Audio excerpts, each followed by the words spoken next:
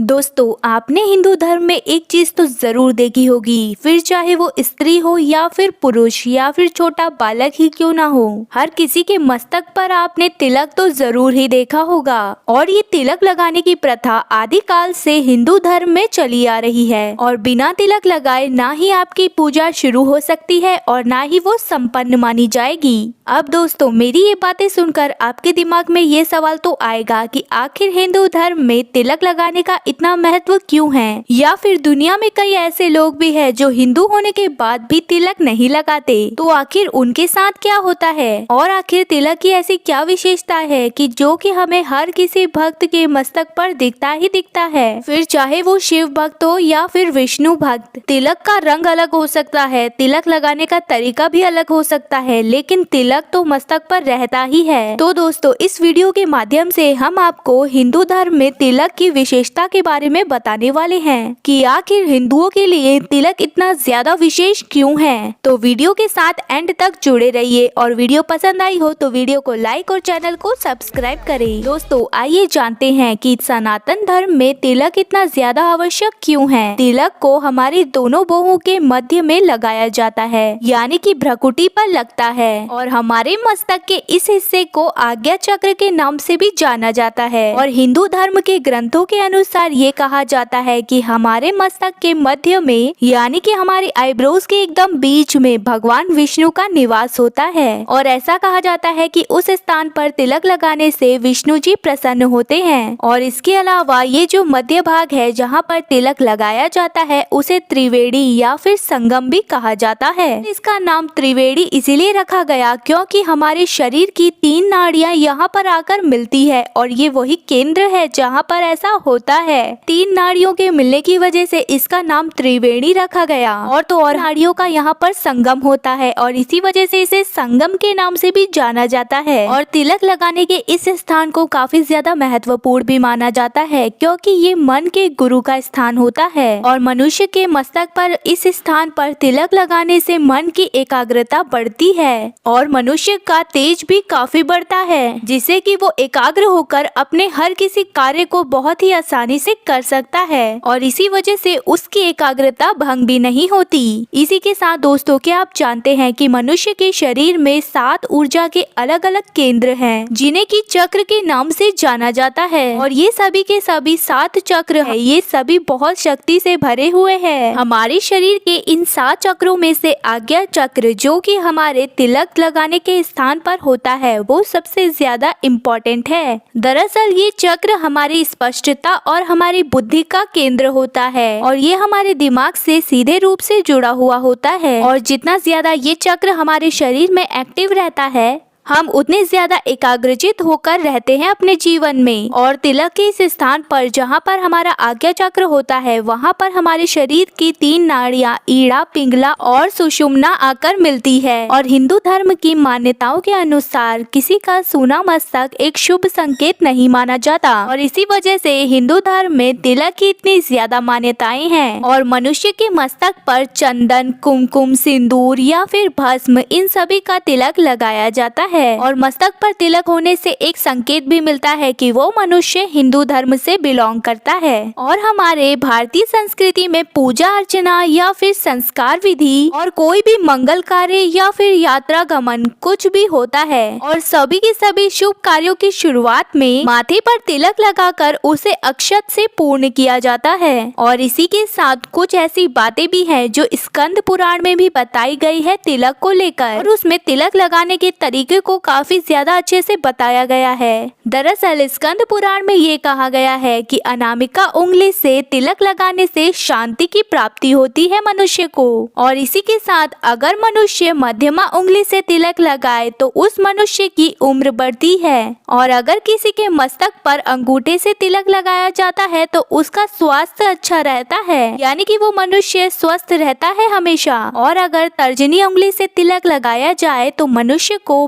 मृत्यु के बाद मोक्ष की प्राप्ति हो जाती है और भगवान से उसका मिलन आसानी से हो जाता है। और इसके अलावा और भी बहुत सारे हमारे हिंदू धर्म में ग्रंथ है जिसमें तिलक लगाने के बारे में बहुत कुछ बताया गया है, जैसे कि विष्णु संहिता। इसमें भी हमें तिलक लगाने के बहुत सारे फायदे और किस तरीके का तिलक हमें लगाना चाहिए वो सारी बातें बताई गई है। तो आइए दोस्तों अब इसके बारे में भी हम जानते हैं कि आखिर कौन से कलर का तिलक लगाने से हमें क्या फायदे होते हैं। दरअसल विष्णु संहिता में ये कहा गया है कि चंदन के तिलक लगाने से हमारे पापों का नाश होता है, उस व्यक्ति पर आने वाले सभी संकट टल जाते हैं और वो व्यक्ति संकटों से बच जाता है और इसी के साथ साथ उस व्यक्ति पर माता लक्ष्मी की कृपा हमेशा ही बनी रहती है। और तो और मानसिक शांति और ऊर्जा को प्राप्त करने के लिए भी चंदन का तिलक लगाया जाता है। ऐसा माना जाता है कि तिलक लगाने से मनुष्य के क्रोध में भी कमी आती है और उसका स्वभाव बिल्कुल विनम्र हो जाता है। वहीं केसर के तिलक लगाने से सात्विक गुण और सदाचार की भावना मनुष्य के अंदर काफी बढ़ती जाती है, जिससे कि उसके बृहस्पति ग्रह का बल भी बढ़ जाता है, यानी कि बृहस्पति उन पर प्रसन्न रहते हैं और उनका भाग्य भी खुशहाली से भर जाता है। अब दोस्तों ये बात तो हमने करी कि तिलक लगाना क्यों चाहिए और इसके क्या फायदे हैं और हिंदू धर्म में आखिर तिलक क्यों लगाया जाता है और तिलक कैसे लगाना चाहिए। लेकिन आपने क्या ये सोचा है कि तिलक लगाने के बाद अक्षत क्यों लगाए जाते हैं? तो आइए अब जानते हैं कि आखिर मस्तक पर चावल लगाने की विधि क्यों है और इससे हमें क्या फायदे मिलते हैं। अब सनातन धर्म में पूजा पाठ के दौरान मस्तक पर कुमकुम लगाते समय कुछ चावल के दाने भी जरूर लगाए जाते हैं मस्तक पर। इस पर हमारे शास्त्र ये कहते हैं कि चावल को हवन में चढ़ाने वाला एक शुद्ध अन्न माना जाता है और हवन के दौरान इसे देवी देवताओं को अर्पित भी किया जाता है। चावल को अक्षत भी कहते हैं। दरअसल इसका नाम अक्षत इसलिए पड़ा क्योंकि ये कभी भी क्षय होने वाला नहीं है, या फिर आप ये भी कह सकते हैं कि ये एक ऐसा अन्न है जिसका कभी नाश नहीं हो सकता।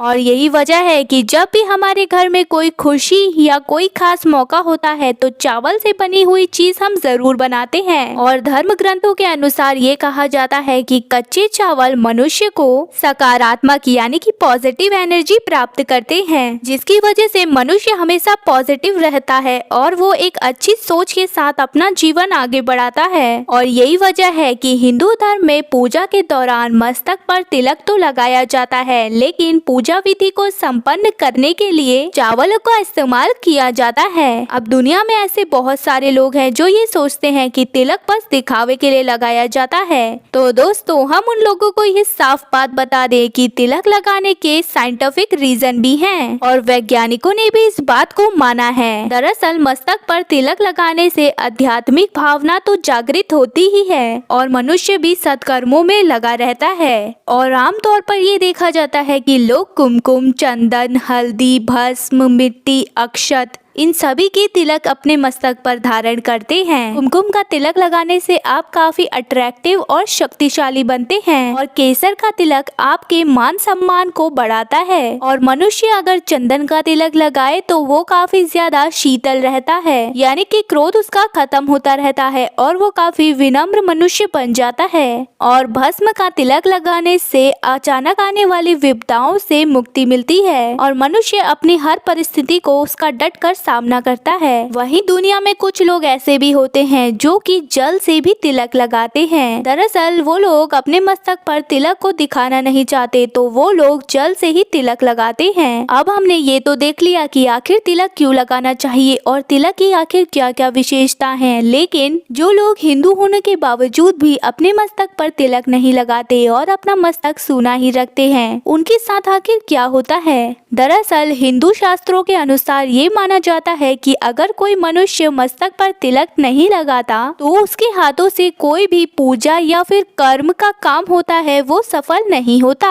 और तो और शास्त्रों में ये भी कहा गया है कि तिलक ना लगे हुए व्यक्ति के दर्शन भी नहीं करने चाहिए, क्योंकि तिलक ना लगा हुआ व्यक्ति खुद को तो नुकसान देता ही है, साथ ही दूसरों को भी उससे नुकसान हो सकता है। और ब्रह्म वैवर्त पुराण के अनुसार ये भी कहा गया है कि अगर आप कोई भी पूजा पाठ का काम बिना तिलक के करते हैं तो उसका कोई भी फल आपको नहीं प्राप्त होता और ना ही आपकी की गई पूजा पाठ कभी सफल हो पाएगा। तो दोस्तों, आपने देखा कि सिर्फ एक तिलक का हमारी पूजा में और हमारे जीवन में कितना बड़ा महत्व है। इसी के साथ दोस्तों, अगर आप भी तिलक लगाना पसंद करते हैं और तिलक लगाते हैं तो हमें कमेंट कर जरूर बताइए। और अगर आपको वीडियो अच्छी लगी हो तो वीडियो को लाइक और चैनल को सब्सक्राइब करें।